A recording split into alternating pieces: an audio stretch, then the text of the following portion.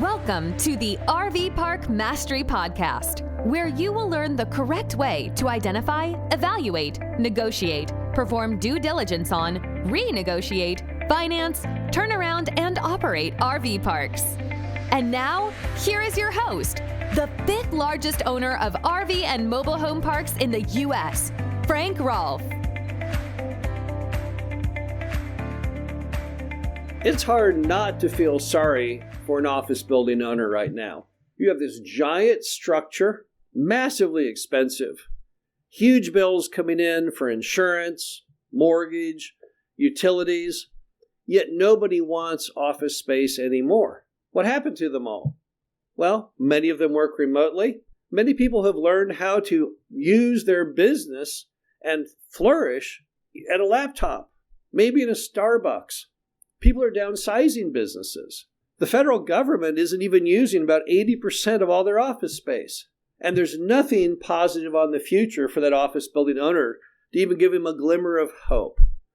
He basically invested in something that nobody wants anymore, and he can't walk away from it. He has a giant mortgage, yet there's really no way out of that mess. But for the RV park owner, it's an entirely different story. This is Frank Rolfe of the RV Park Mastery Podcast. We're going to talk about the strange chameleon-like ability for RV parks to morph themselves into any number of products so they always have plentiful demand. Now, RV parks have been doing terrific nationwide because Americans love RVs and they've been buying them at a rapid clip. Part of that was fueled by the fact that 10,000 baby boomers are retiring per day. But the other part is that the millennials, which is now the largest population segment in America, they also love the recreational vehicle product. And the average RV owner typically takes it out on the road 14 days a year on average, and that keeps many, many RV parks completely full, completely booked up. But sometimes you can have an RV park in an area where you don't have as many bookings, you don't have as much occupancy, you might have some vacancy. What can you do with that? What happens? Well, with RV parks, there are other things you can do than just your standard, sure, put the travel trailer on lot number 9 over there. One is the fact that more Americans than ever before are deciding to live full-time in their RVs. This comes from both segments of the population. Baby boomers who are electing to retire, and again, there's 10,000 of those retiring per day.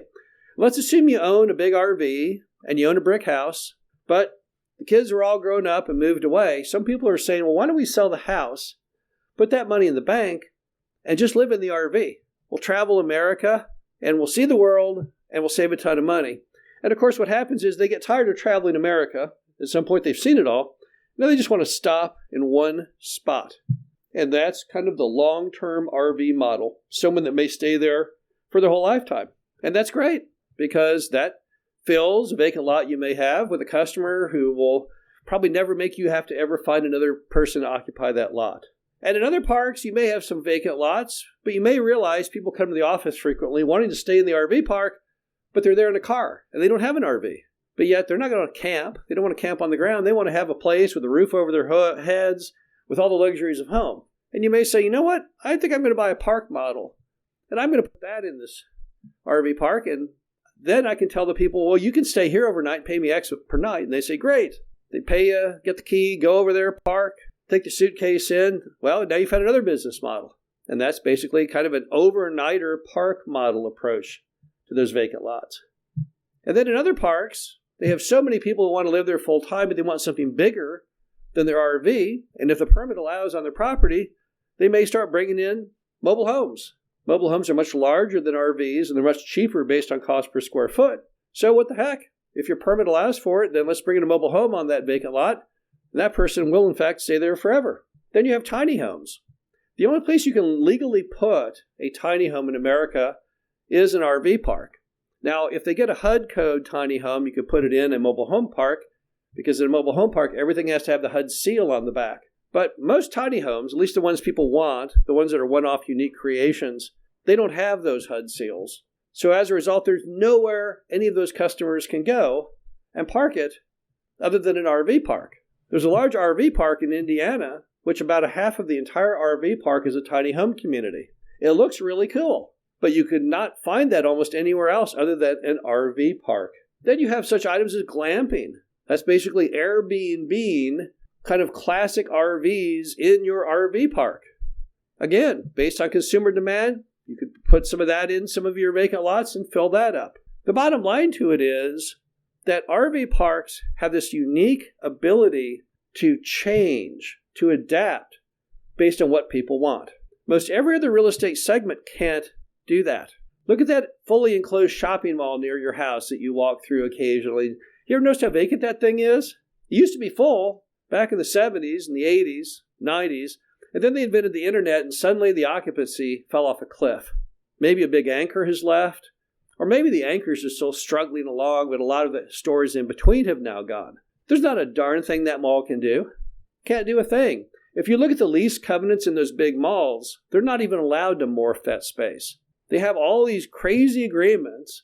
For example, that if one of the big anchors leaves, then the other tenants have the ability to cancel their leases because the anchor left and therefore they lost their foot traffic. Everybody is tied together.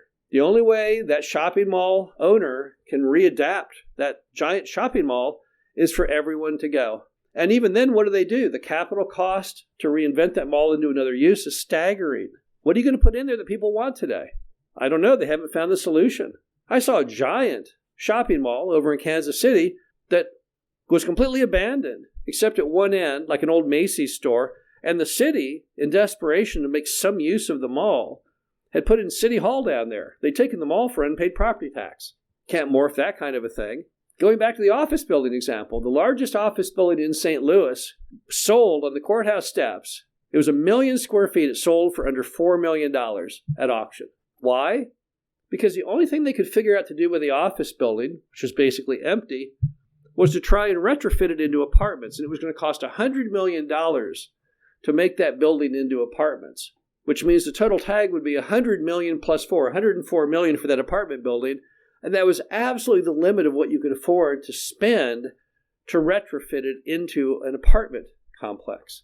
Again, no ability to morph that business model. If you really think of most real estate, it's very non-flexible. There's not a lot you can do. You can be behind the curve. You can have a product that nobody wants, but there's no adaptability. But that's not the issue with RV parks. And that's probably why RV parks have such a low rate of default on loans. Is because if your RV park isn't working with the initial intention that you had, you can morph it. You can change it. And you can change it whenever you want because people are free to come in and out. So based on what you see, you can run with that. For example, if you started having more long-term RVs, then who knows, over time the RV park might be nothing but long-term RVs. There's a property down in Dallas called Hi-Ho Campground. When I got in the business back in the 90s, people told me, oh yeah, you got to go over to Hi-Ho. They got it all going on. Well, back at that time at Hi-Ho, it was pretty much people coming there and staying for a couple weeks.